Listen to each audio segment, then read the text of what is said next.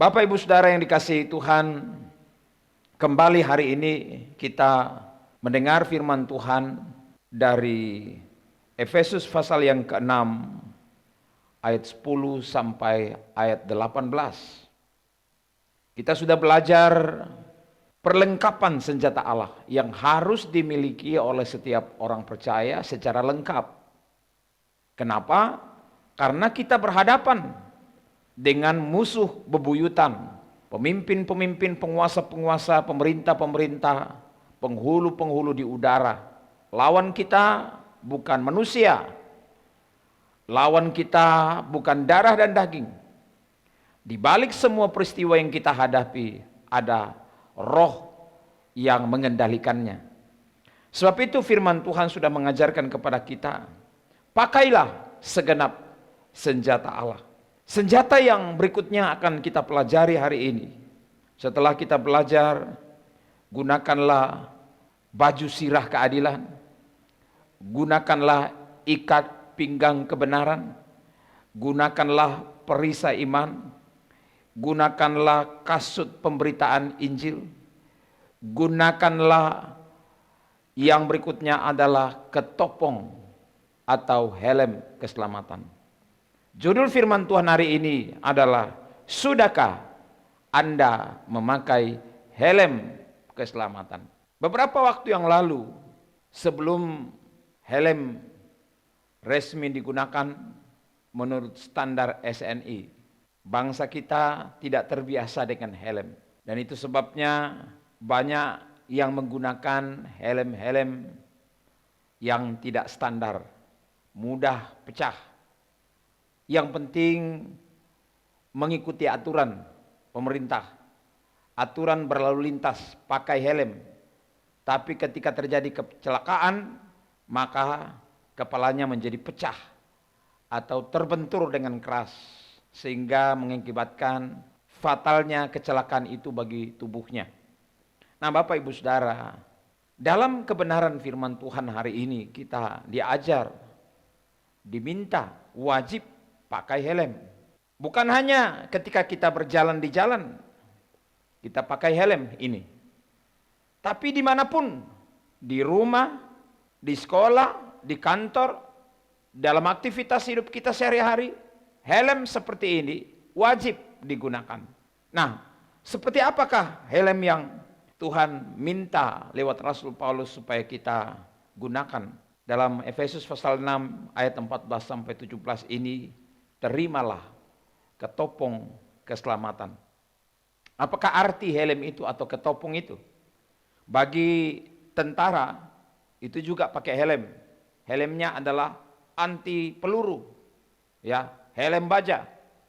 Jadi ketika kepalanya ditembak, tidak akan mendatangkan persoalan fatal, yaitu kematian. Jadi dia harus memakai helm. Helm itu dalam bahasa aslinya yaitu perikepalia. Jadi itu ketopong, pelindung kepala, pelindung keselamatan. Firman Tuhan mengajarkan kepada kita bahwa kepala kita juga yaitu berisi semua pola pikir, konsep-konsep, imajinasi-imajinasi kita harus kita jaga sebaik-baiknya. Karena itu sangat menentukan seperti apa kita menjalani hidup kita. Dan oleh sebab itu pakailah, kata firman Tuhan, senjata ini, ketopong perlindungan bagi kepala kita. Nah saudara, tahukah Bapak Ibu Saudara bahwa pikiran yang ada di dalam kepala kita selalu jadi incaran serangan-serangan kuasa-kuasa roh-roh jahat. Lewat filosofi-filosofi kehidupan yang tidak sesuai dengan firman Tuhan, lewat pemikiran-pemikiran duniawi, lewat pemikiran-pemikiran kedagingan, semua yang berpusat pada keinginan-keinginan diri sendiri. Kalau kita perhatikan 2 Korintus pasal 11 ayat 3, Rasul Paulus mengingatkan jemaat Korintus yang telah ditebus dengan darah anak domba Allah, supaya mereka menjaga diri mereka dengan sebaik-baiknya. Karena menghadapi situasi-situasi yang sedang terjadi dalam jemaat pada waktu itu, ia berkata, aku takut kalau pikiran kamu disesatkan dari kesetiaan kamu yang sejati kepada Kristus. Sama seperti Hawa diperdayakan oleh ular itu dengan kelicikannya. Jadi pikiran ini sangat penting, sangat perlu untuk kita jaga dengan sebaik-baiknya. Sama seperti yang dinyatakan oleh Rasul Paulus di sini. Aku takut kalau pikiranmu disesatkan.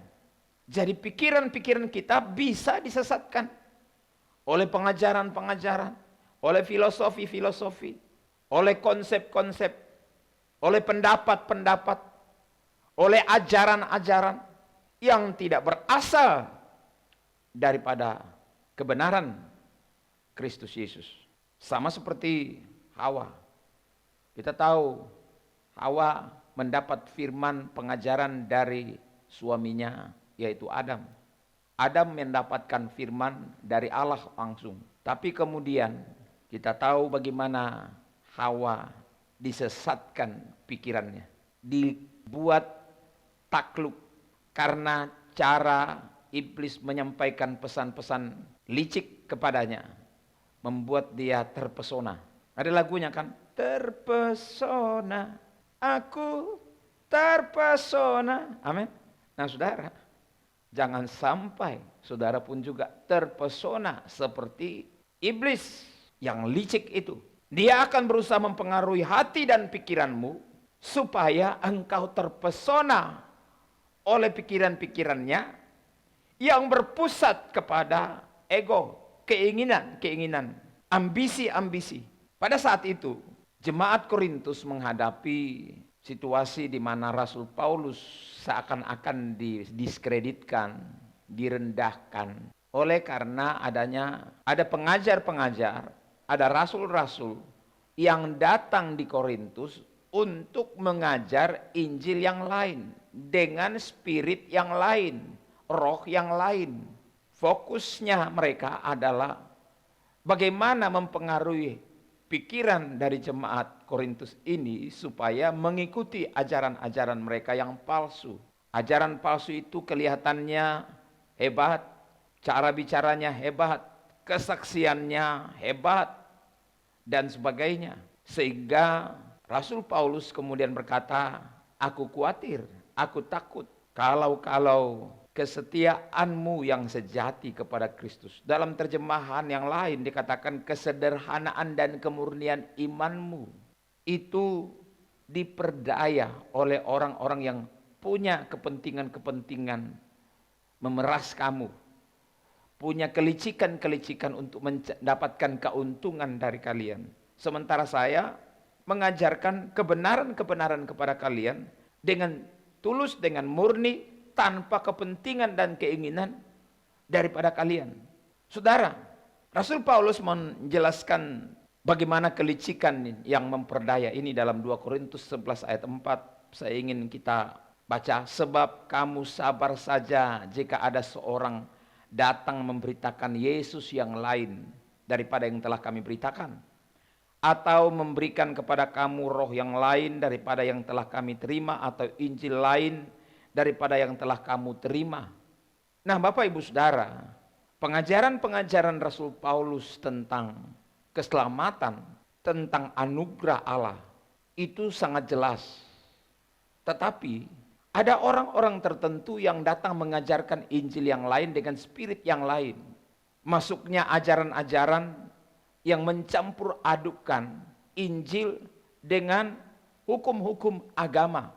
Rasul Paulus menentang hal tersebut dan berkata bahwa kita sudah menerima Injil yang benar, Injil yang sesungguhnya, kabar baik yang sesungguhnya yang dikerjakan oleh Yesus Kristus. Nah kalau kamu menerima Injil campur-campur, kabar baik tidak lagi menjadi kabar baik. Karena kabar baik itu berubah menjadi kabar yang tidak sepenuhnya baik. Karena di dalamnya ada tuntutan-tuntutan. Ada syarat-syarat. Sementara Allah menghadapi kita tidak berdasarkan tuntutan dan syarat-syarat, tetapi Allah menghadapi kita di dalam Kristus Yesus melalui anugerah Yesus Kristus ketika kita beriman kepada Dia. Sebentar kita akan melihat kebenaran ini. Jadi makanya Rasul Paulus mengingatkan, ujilah dirimu, apakah kamu tetap tegak dalam iman?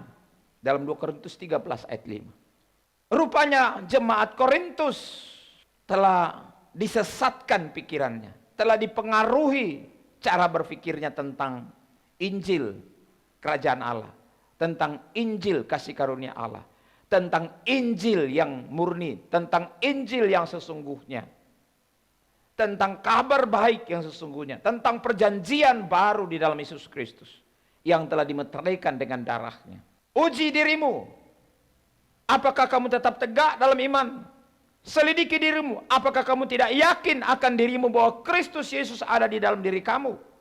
Bahwa Yesus sudah ada di dalam diri kamu bukan karena mentaati hukum-hukum agama, bukan karena mampu mentaati hukum-hukum Taurat, tetapi karena beriman kepada karya Yesus Kristus. Jika tidak demikian, kamu tidak tahan uji. Nah, Bapak Ibu Saudara, ada 3 hal yang ingin saya jelaskan. Bagaimana kita melindungi pikiran kita supaya tidak disesatkan oleh kelicikan-kelicikan iblis, filosofi-filosofi, pola pikir, konsep, pengajaran-pengajaran yang bertentangan dengan Injil yang kita pahami di dalam Yesus Kristus dan diajarkan oleh Yesus Kristus serta diajarkan oleh rasul-rasul. 3 hal ini, yang pertama adalah pahami Injil murni dengan benar dan jelas. Kalau saudara tidak paham Injil yang murni dengan benar dan jelas, saudara akan mudah diombang-ambingkan oleh pengajaran-pengajaran. Kalau saudara tidak dewasa memahami firman Tuhan, makanya saudara harus memahami firman Tuhan agar saudara tidak mudah diombang-ambingkan oleh kelicikan-kelicikan, pengajaran-pengajaran yang palsu yang pasti terus berkembang dengan pesat sampai pada kedatangan Tuhan. Yang kedua, penuhi pikiran dengan hal-hal yang positif. Itu cara kita untuk melindungi kepala kita, itulah helm kita. Dan yang terakhir, persenjatai diri dengan pikiran penderitaan Kristus. 3 hal ini kita akan bahas. Yang pertama, pahami Injil yang murni dengan benar dan jelas. Kebenaran ini saya sudah sampaikan berkali-kali dalam pengajaran-pengajaran sebelumnya, dalam khotbah-khotbah sebelumnya. Dalam Galatia pasal 3 ayat 1, Rasul Paulus memperingati dengan keras jemaat Galatia. Hai orang-orang Galatia bodoh, siapakah yang telah mempesona kamu? Bukankah Yesus Kristus yang disalibkan itu telah dilukiskan dengan terang di depanmu? Sudah jelas kebenaran yang kamu peroleh. Hanya ini yang kuketahui daripada kamu, adakah kamu telah menerima roh karena melakukan hukum-hukum Taurat atau karena percaya kepada pemberitaan Injil? Rupanya pada zaman itu gereja sedang menghadapi ancaman-ancaman dari pengajaran-pengajaran yang berbeda dengan pengajaran yang telah disampaikan Rasul Paulus, yang telah diwahyukan, diajarkan oleh Yesus sendiri kepada Rasul Paulus. Ingat bagaimana Rasul Paulus itu setelah berjumpa Tuhan kepada Ananias, Tuhan berkata, aku akan pakai orang ini. Setelah dia dibaptis, dipenuhi Roh Kudus, didoakan oleh Ananias, dia pulih, matanya melihat, dia pun menyingkir selama kurang lebih 3 tahun. Dari di situ di tanah Arab, dia diangkat Tuhan untuk mendapatkan pengajaran-pengajaran. Rasul Paulus tidak membanggakan hal itu, tapi dia memastikan bahwa dia menerima pengajaran-pengajaran yang diajarkan itu dari Tuhan Yesus sendiri. Bukan secara daging, tetapi secara rohani. Bukan dengan kasat mata, tetapi dalam pengalaman-pengalaman spiritual. Rasul Paulus menjelaskan bahwa Apakah kamu telah menerima roh karena melakukan hukum Taurat atau karena percaya kepada Injil yang aku beritakan? Ayat 3, dengan keras lagi Rasul Paulus katakan, adakah kamu sebodoh itu? Kamu telah memulai dengan roh, maukah kamu sekarang mengakhirinya di dalam daging? Apa maksudnya? Ketaatan kepada hukum Taurat, hukum-hukum agama adalah upaya daging. Ini yang disebutkan oleh Rasul Paulus, daging. Fokus kepada daging. Tapi pelayanan roh adalah pekerjaan roh. Ketika Yesaya, Yehezkiel, Yeremia mengajarkan kepada kita dan dikutip oleh Ibrani pasal 6. Aku akan memberikan hati yang baru, roh yang baru, hati yang taat. Dan aku tidak lagi mengingat dosa-dosa mereka. Itulah pekerjaan roh, bukan pekerjaan daging. Tuhan melupakan semua ketidakmampuan, keterbatasan daripada kedagingan dalam mentaati hukum-hukum itu. Tapi kenapa jemaat Galatia sama juga dengan jemaat Korintus begitu bodoh, telah memulai dengan karya roh di dalam dirinya, mengubahkannya menjadi manusia baru, menerima roh kebenaran dalam dirinya. Sekarang mau menerima pengajaran tentang kedagingan, kehidupan agamawi yang berpusat pada aturan-aturan hukum ini, hukum itu. Saudara, Rasul Paulus lebih jauh berkata dalam ayat 4, sia-siakah semua yang telah kamu alami sebanyak itu? Masakan sia-sia? Ayat 5, jadi bagaimana sekarang? Apakah ia yang menganugerahkan roh kepada kamu dengan berlimpah-limpah dan yang melakukan mujizat di antara kamu berbuat demikian karena kamu melakukan hukum Taurat atau karena kamu percaya kepada pemberitaan Injil? Kalau konsep sekarang ini, adakah kamu mengalami kuasa Tuhan, mengalami pekerjaan Roh Kudus, mengalami berkat-berkat Tuhan dan mujizat-mujizat dalam hidupmu karena mampu mentaati hukum-hukum firman Tuhan? Apa karena kamu rajin ke gereja? Apakah karena kamu rajin mentaati aturan-aturan yang ada, membawa persepuluhan dan sebagainya, baru kamu diberkati? Tidak demikian firman Tuhan. Kamu menerima ini semua karena anugerah Tuhan, karena kamu percaya kepada pemberitaan Injil. Kamu menerima pemberitaan Injil itu sebagai anugerah Allah. Dalam anugerah itu muncullah anugerah-anugerah atas segala aspek kehidupanmu. Ini yang disebut kelimpahan anugerah Tuhan. Jadi saudara, Rasul Paulus kemudian mengatakan, Galatia 3:13, Kristus telah menebus kita dari kutuk hukum Taurat dengan jalan menjadi kutuk ketidakmampuan kita untuk menjalankan hukum-hukum agama telah dikerjakan oleh Yesus Kristus dengan cara mengambil alih kutuk atas kita. Ayat 14, Yesus Kristus telah membuat ini supaya di dalam Dia berkat Abraham sampai kepada bangsa-bangsa lain, sehingga oleh iman kita menerima roh yang telah dijanjikan itu, saudara. Puji Tuhan, saudara. Jadi luar biasa dengan pengajaran Rasul Paulus ini. Taruh ini dalam pikiran saudara. Persenjatai diri saudara dengan pemahaman yang benar tentang Injil seperti ini. Galatia 3:24 katakan, jadi hukum Taurat adalah penuntun. Jadi hukum Taurat itu tidak membuat kita benar. Hukum Taurat itu, hukum agama itu seperti cermin. Cermin sangat jelas menjelaskan bagaimana rupa kita. Tetapi cermin tidak pernah bisa mengubah kita. Itulah pekerjaan hukum Taurat. Hukum Taurat adalah penuntun bagi kita sampai Kristus datang, supaya kita dibenarkan oleh iman. Bagaimana itu terjadi? Dia penuntun bagi kita untuk menyadari bahwa kita tidak bisa sampai kita mengalami kasih Kristus dan dibenarkan karena beriman kepada kasih Kristus. Ayat 25. Sekarang iman itu telah datang, karena itu kita tidak berada lagi di bawah pengawasan penuntun. Sebab kamu semua adalah anak-anak Allah karena iman di dalam Yesus Kristus. Jadi kita sudah mengalami karya Kristus. Kita adalah anak-anak Allah. Amin, saudara. Saudara anak Allah, amin. Saudara yakin seperti itu. Saudara menjadi anak Allah bukan karena mampu hidup benar, mampu hidup taat, bukan karena saudara rajin ke gereja, bukan karena saudara rajin berdoa. Karena lakukan itu, kalikan ini, bukan, saudara. Saudara menjadi anak Allah oleh karena saudara menerima Yesus Kristus dalam hidupmu. Dari statusmu sebagai anak Allah ini, engkau bisa taat. Amin. Dari statusmu sebagai anak Allah, engkau bisa hidup benar. Dari statusmu sebagai anak Allah, engkau bisa hidup mengasihi Tuhan dan mengasihi sesama. Tapi engkau tidak dibenarkan karena perbuatan itu.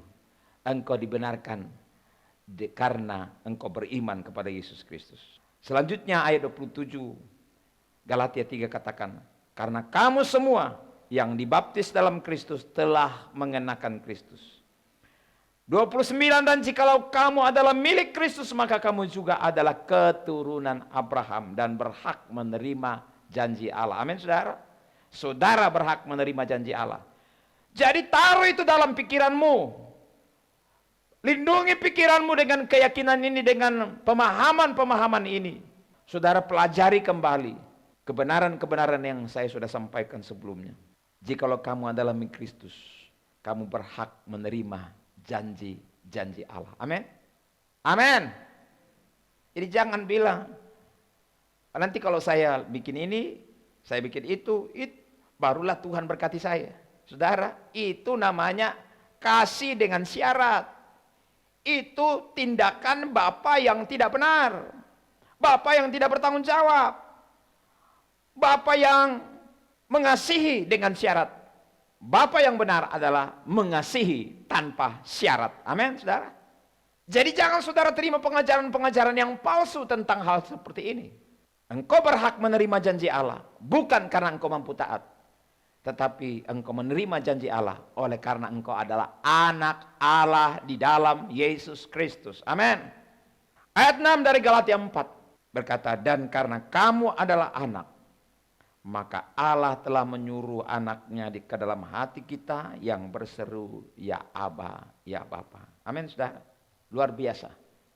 Saudara dapat berseru, Aba, ya Bapa. Amin. Saudara dapat memeluk dia, saudara dapat menikmati kasihnya, dan pastikan saudara percaya akan status saudara ini. Dan saudara akan menerima perjanjian Allah. Haleluya. Saudara yang kedua, persenjatai diri saudara. Gunakan helm keselamatan saudara. Dengan cara penuhi pikiranmu dengan hal-hal yang positif. Apa yang menguasai pikiran Anda mempengaruhi bagaimana Anda hidup. Filipi 4 ayat 8 Rasul Paulus kemudian menjelaskan. Jadi akhirnya saudara-saudara, semua yang benar, semua yang mulia, semua yang adil, semua yang suci, semua yang manis, semua yang sedap didengar, semua yang disebut kebajikan dan patut dipuji, pikirkanlah semuanya itu. Amin, saudara. Kalau ini memenuhi pikiranmu, ada di dalam pikiranmu dengan melimpah-limpah, itu adalah hal-hal yang positif. Dan ini yang akan mengendalikan kehidupanmu. Kalau itu menguasai pikiranmu, itu akan mengendalikan gaya hidupmu. Mengendalikan seleramu, mengendalikan segala aktivitas hidupmu. Baik yang saudara lihat dengan mata, ataupun yang saudara tidak lihat dengan mata. Yang sudah ada maupun yang belum ada. Sekarang maupun masa yang akan datang. Pikiranmu sangat mempengaruhi seperti apa engkau hidup, dan bagaimana engkau menghadapi hidup. Bagaimana engkau meraih hal-hal itu terjadi di waktu-waktu yang akan datang. Bahkan Rasul Paulus katakan dalam ayat 2 dari Filipi 3, pikirkanlah perkara-perkara yang di atas, jangan yang di bawah. Kita selalu membuat pikiran kita hanya memikirkan yang receh-receh saja. Tidak memikirkan yang baik, yang mulia, yang sedap didengar. Sama seperti seorang yang meminta-minta uang di depan bait Allah. Ketika dua rasul datang di pintu gerbang bait Allah, orang itu meminta-minta sedekah. Bagaimana saya bisa makan? Bagaimana saya hidup? Bagaimana saya makan? Bagaimana saya hidup? Bagaimana saya makan? Bagaimana saya hidup? Selalu itu pikirannya. Tetapi hamba Tuhan mengatakan, emas dan perak tidak ada padaku, tapi dalam nama Yesus berjalanlah. Dalam nama Yesus sembuhlah, pulihlah. Dan sejak itu ia tidak lagi jadi peminta-minta. Kalau saudara memenuhi pikiranmu dengan hal-hal yang mulia, engkau akan dibawa kepada kemuliaan. Kalau engkau memenuhi pikiranmu dengan hal receh, engkau akan dibawa kepada yang receh-receh. Kalau engkau memenuhi pikiranmu dengan hal-hal negatif, maka engkau akan dibawa kepada kehidupan yang negatif. Kalau engkau memenuhi pikiranmu dengan kekhawatiran dan asumsi-asumsi, maka engkau akan dibawa kepada hal-hal yang jahat seperti itu. Itu akan menjadi pengalaman-pengalaman dalam hidupmu. Jadi Tuhan berkata, pikirkan hal yang mulia yang di atas, bukan yang receh-receh yang di bumi saja. Bapak Ibu Saudara yang dikasihi Tuhan. Ada satu dokter dari Amerika, dia seorang penulis buku yang sangat terkenal, namanya Lisa Rankin. Seorang perempuan, juga seorang psikolog, dia juga artis pembicara. Dia berkata tentang fakta yang dia temukan dalam hasil risetnya. Dan fakta hasil risetnya ini sangat mengejutkan dunia kedokteran. Dia katakan bahwa dalam praktek kedokteran ditemukan bahwa banyak dokter, tidak semua, banyak dokter tidak melayani pasien dengan maksimal. Sering hanya memberi vitamin-vitamin, obat anti sakit yang banyak berisi gula. Bahkan dalam operasi, itu seadanya saja mengoperasi. Tetapi faktanya tingkat kesembuhan pasien meningkat drastis. Ini mengejutkan. Kenapa saudara? Karena pasien merasa yakin bahwa mereka sudah dalam proses penyembuhan. Jadi apa yang membuat pasien itu sembuh? Bukan karena tindakan medis, tetapi dia menjadi sembuh oleh karena sikap hatinya, karena pikirannya positif, bahwa dia sudah diobati. Bahkan saya dengar cerita bahwa ada seorang pasien yang ketika dia sakit, dia punya dokter pribadi, dokter keluarga. Belum dikasih resep, orang itu sudah sembuh. Kenapa? Karena ia yakin bahwa saat dia ketemu dokter, ia sembuh. Jadi ini faktor pikiran, faktor psikologis sangat mempengaruhi kondisi tubuhnya. Ada satu lagi seorang pria yang dijadikan kelinci pencobaan oleh Lisa Rankin ini. Dia diberitahu bahwa kamu akan disuntik mati saja karena kondisi tubuhmu sudah tidak memungkinkan untuk bisa hidup lama. Kamu akan disuntik mati saja. Sebenarnya waktu dia disuntik kemudian, itu bukan suntikan mati, tapi pemberian vitamin. Jadi bukan suntikan mati yang diberikan. Tapi apa yang terjadi? Dalam waktu yang singkat, pria itu mengalami kematian karena jantungnya berhenti berdetak. Kenapa? Karena faktor psikologis. Kalau saudara selalu berpikir, oh saya sudah tua, maka akan saudara cepat tua. Amin saudara. Kalau saudara berpikir saya tidak mampu, saya tidak punya bakat, saya tidak bisa ini, saya tidak bisa itu, saya tidak bisa dagang, saya tidak bisa kerja ini, saya tidak bisa bekerja itu, maka jadilah sesuai dengan imanmu. Itu akan terjadi karena engkau telah memprovokasi pikiranmu dengan hal-hal negatif. Tapi lewat kesempatan ini, saya ingin mengingatkan saudara, provokasi pikiranmu dengan hal-hal yang positif. Amin. Karena bagi orang percaya tidak ada yang mustahil. Apa yang menguasai pikiran Anda sangat mempengaruhi kehidupan Anda. Yesus mengatakan dalam Roh Yohanes pasal 8 ayat 31, 32. Jikalau kamu tetap dalam firman-Ku, kamu benar-benar adalah murid-Ku. Kamu akan mengetahui kebenaran, dan kebenaran itu akan memerdekakan kamu. Apa maksudnya? Saudara, ketika saudara merenungkan firman, maka hal-hal positif ada di dalam saudara. Dalam firman itu selalu mengajarkan hal-hal yang mulia, yang sedap didengar, yang disebut kebajikan, semua yang kudus, semua yang baik, semua yang positif itu diajarkan dalam firman Tuhan. Jadi ketika orang membaca dan merenungkan firman Tuhan, terbangun motivasi dalam hidupnya, terbangun hal-hal positif dalam dirinya. Nah, Yesus mengatakan, jika kalau kamu tetap tinggal dalam kebenaran, hal-hal yang positif seperti ini, yakinlah kamu akan positif. Kamu akan mengalami hal-hal yang luar biasa dalam hidupmu. Bahkan engkau tidak pikirkan itu akan terjadi atasmu. Pada waktu-waktu yang akan datang dan kamu akan kaget. Wih, kenapa Tuhan bawa saya seperti ini? Begitu luar biasa. Tuhan itu sangat baik. Amin, saudara.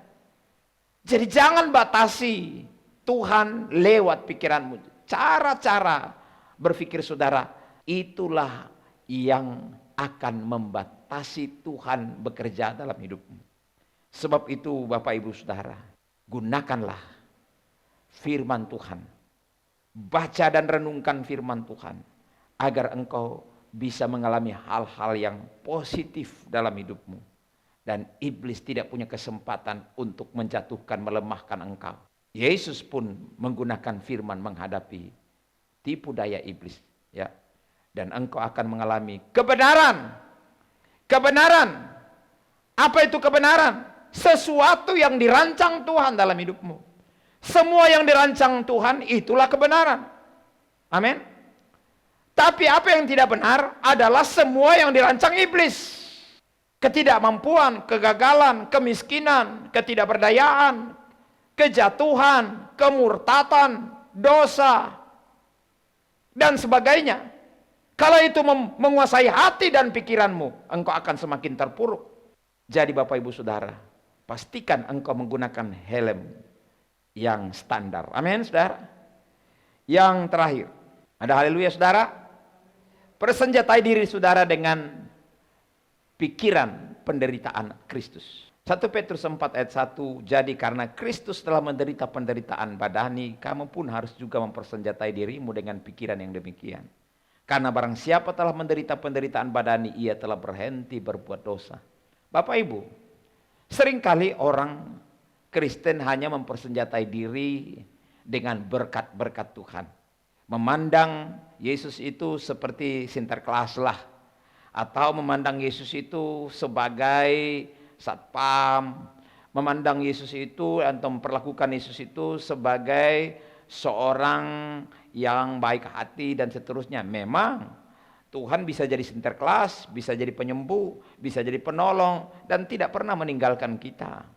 Tapi saudara, jangan lupa mengikut Yesus itu tetap ada namanya penderitaan. Sebelum penderitaan terjadi, taruh dalam pikiranmu bahwa kalau saya ikut Yesus, wajar jika toh satu saat saya menderita karena Kristus. Amin, saudara. Jangan sampai saudara memenuhi pikiran saudara hanya dengan kesenangan-kesenangan, kemakmuran-kemakmuran, dan seterusnya. Tapi ketika kemudian ada waktu tertentu saudara mengalami penderitaan karena nama Tuhan, karena Kristus, karena saudara hidup dalam kebenaran, saudara kaget. Kok bisa begini? Kok bisa begini? Saudara mulai mempersalahkan Tuhan. Bisa saja saudara murtad. Jadi saudara, sebelum itu terjadi, persenjatai pikiranmu dengan pikiran-pikiran penderitaan Kristus. Kenapa saudara? Jika Anda dipilih menjadi murid Yesus, Anda tidak mungkin bisa berjalan bertentangan dengan Yesus. Amin saudara. Kalau Yesus menderita, saudara juga. Taruh ini dalam pikiran saudara. Makanya Rasul Paulus berkata dalam Filipi 3:10, yang kukehendaki ialah mengenal Dia dan kuasa kebangkitannya, dan persekutuan dalam penderitaannya, di mana aku menjadi serupa dengan Dia dalam kematiannya. Ya. Jadi Bapak Ibu Saudara, Rasul Paulus merindukan bukan hanya kesenangan, tetapi juga kesusahan. Bahkan Rasul Paulus katakan, aku bisa berpadanan dengan segala keadaan. Bisa senang, bisa susah. Bisa cukup, bisa kurang. Bisa berpuasa, bisa kenyang. Bisa sehat, bisa sakit.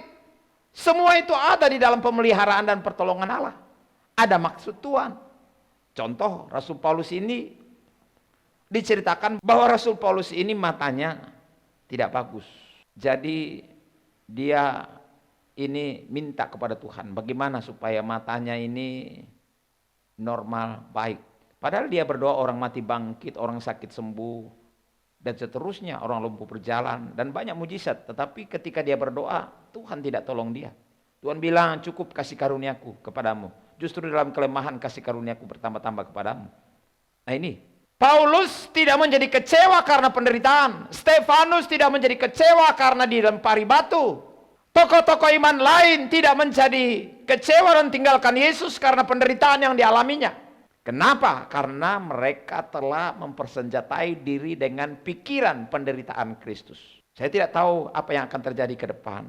Tetapi mari kita umat Tuhan di Indonesia persenjatai dirimu dengan pikiran penderitaan Kristus.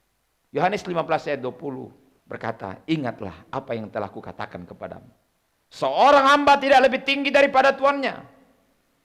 Itu Yesus katakan. Jadi kalau Yesus mengalami, wajar dong kamu juga alami, ya kan? Jikalau mereka telah menganiaya aku, mereka juga akan menganiaya kamu. Jika Yesus mengalami penderitaan badani, Anda juga harus bersedia menyangkali kesenangan dagingmu. Makanya saudara belajar juga menyangkali diri, puasa, mengendalikan ini, mengendalikan itu. Itu tujuannya supaya daging kita tidak terus-menerus kita mau puaskan keinginan-keinginannya. Lukas 9 ayat 23, Yesus berkata, setiap orang yang mau mengikut aku, ia harus menyangkal dirinya dan memikul salibnya setiap hari dan mengikut aku.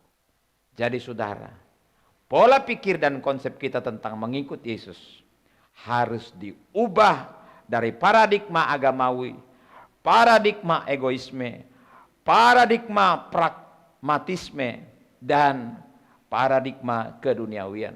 Roma 12 Rasul Paulus mengajarkan ayat 2, jangan kamu serupa dengan pola pikir dunia ini, tetapi berubahlah oleh pembaharuan budimu, sehingga kamu dapat membedakan manakah yang kehendak Allah, apa yang baik, yang berkenan kepada Allah, dan yang sempurna. Saya percaya saudara adalah orang-orang yang dipilih oleh Tuhan. Gunakanlah ketiga helm persenjataan Allah. Inilah lapisan-lapisan helm ketopong keselamatan yang harus saudara gunakan. Yang pertama, saudara melakukan apa yang disebut oleh firman Tuhan tadi. Yang pertama adalah pahami Injil yang murni dengan benar, supaya saudara tidak disesatkan oleh kelicikan iblis. Yang kedua, penuhi pikiranmu dengan hal-hal positif sesuai dengan firman Tuhan. Hiduplah di dalam firman Tuhan. Yang ketiga, persenjatai diri dengan penderitaan, pikiran penderitaan Kristus. Tuhan memberkati saudara. Amin.